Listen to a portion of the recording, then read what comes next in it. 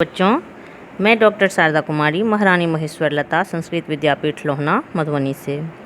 बच्चों, आज हम शास्त्री प्रथम खंड हेतु जो हम वैदिक कालीन सभ्यता के को पढ़ रहे हैं और उस क्रम में हमने वैदिक कालीन सभ्यता या आर्यों की सभ्यता के राजनीतिक जीवन, सामाजिक जीवन एवं आर्थिक जीवन से संबंधित बातों पे जो है वो प्रकाश डाला। इसे हमने नोट्स के द्वारा आप लोगों तक भेजा।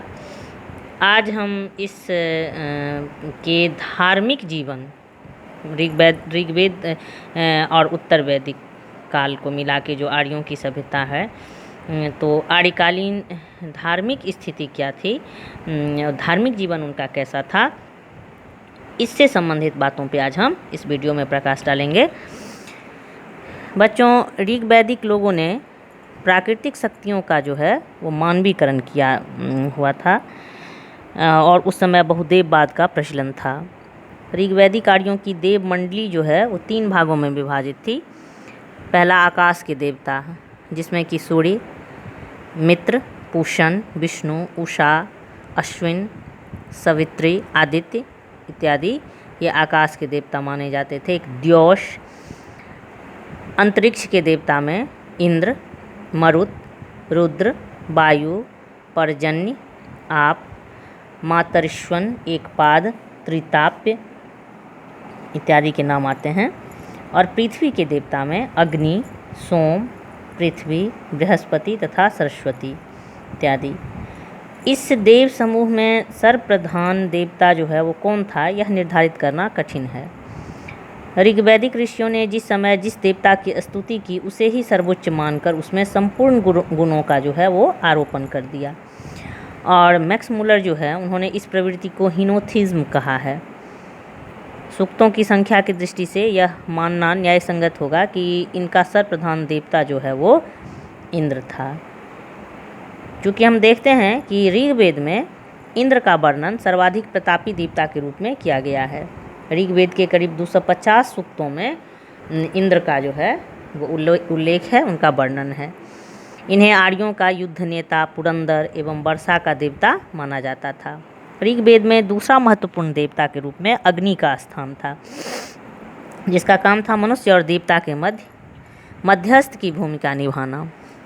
अग्नि के द्वारा ही देवताओं को आहुतियाँ दी जाती थी। आज भी बच्चों जब हम देखते हैं कि जो यज्ञ वगैरह किया जाता है उसमें जब आहुति डाली दी जाती है तो अग्नि प्रज्वलित रहता है और ऐसा मानते हैं कि उस अग्नि में जलकर जो वस्तु धुएं के रूप में ऊपर उठती है वो हमारे जो आराध्य हैं, जिनके लिए हम वो आहुति दे रहे हैं, उनको प्राप्त होती है। तो मनुष्य और देवता के मध्य जो है वो मध्यस्थ की भूमिका निभाने का काम अग्निदेव का था।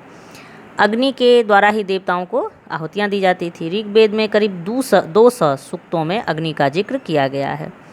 तीसरा स्थान वरुण का माना जाता है, जिसे समुद्र का देवता, विश्व के नियामक और शासक, सत्य का प्रतीक, ऋतु परिवर्तन एवं दिन रात का कर्ता धर्ता, आकाश, पृथ्वी एवं सूर्य का निर्माता के रूप में उनकी मान्यता है।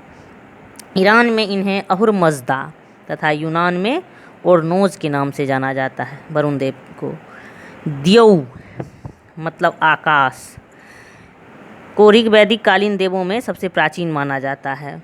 आकाश को सर्वश्रेष्ठ देवता के रूप में, सोम को वनस्पति के देवता के रूप में, उषा को प्रगति एवं उत्थान के देवता के रूप में, अश्विन को विपत्तियों को हरने वाले देवता के रूप में, पूषण को पशुओं के देवता के रूप में, विष्णु को विश्व के संरक्षक और पालनकर्ता के रूप में, मरुत को आंधी तूफान के देवता के रूप में जो है वो माना जाता है।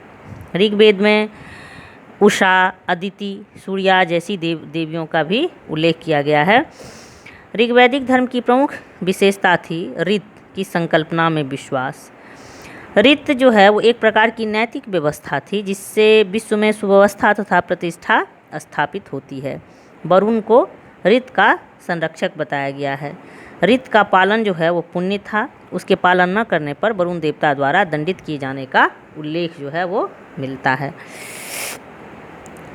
इस समय यानी आर्यों के समय देवों की पूजा की प्रधान विधि थी स्तुति पाठ करना एवं यज्ञ से बलि चढ़ाना। बलि या यज्ञाहुति में जौ एवं शाक का प्रयोग किया जाता था। ऋग्वेद में बहुदेववाद, एकात्मवाद एवं एकेश्वरवाद का उल्लेख मिलता है। देवताओं की बहुलता एवं कर्मकांडों की जटिलता से थक कर कुछ समय बाद ऋग्वैदिक लोगों ने देवताओं की संख्या कम करने के लिए उनका संयुक्तिकरण किया, जैसे द्यावा पृथ्वी, उषा रात्रि, मित्रा वरुण आदि। यही भावना एकेश्वरवाद की ओर जो है वो अग्रसर हुई और दशम मंडल के पुरुष सूक्त में अद्वैतवाद की चरम अभिव्यक्ति हम देखते हैं। इस समय मंदिर या मूर्ति पूजा का जो है कोई प्रमाण नहीं मिलता है। ऋग्वैदिक कालीन आर्य जो थे वो पुनर्जन्म को मानते थे। इस काल में देव पूजा के साथ पितृ पूजा का भी उल्लेख जो है वो प्राप्त होता है। ऋग्वेद में कहीं भी यज्ञ कार्य संपन्न करने के लिए मनुष्य की बलि का जिक्र नहीं है। ऋग्वेद के नारदीय सूक्त में निर्गुण ब्रह्म का वर्णन प्राप्त होता है। स्वर्ग की मनोरम कल्पना मिलती है। नरक की कल्पना दुष्कर्मियों के लिए दंड स्थान के रूप में की गई है। ऋग्वैदिक ऋषियों का जीवन जो है उस जीवन के प्रति दृष्टिकोण पूर्णतः आशावादी था। देवताओं की स्तुति का उद्देश्य भौतिक सुखों की प्राप्ति था, न कि मोक्ष की प्राप्ति। ऋग्वेद में अस्थायी बस्ती, लिखने पढ़ने की कला एवं स्थापत्य के बारे में कोई स्पष्ट रूप से जानकारी नहीं मिलती है। तो बच्चों, आज हमने आर्यों की धार्मिक जीवन से संबंधित बातों पे प्रकाश डाला। बच्चों, हम शास्त्री प्रथम खंड के लिए अब अगले क्लास में उनके पाठ्यक्रम से संबंधित अन्य बातों पे चर्चा करेंगे। आज के लिए इतना ही। धन्यवाद।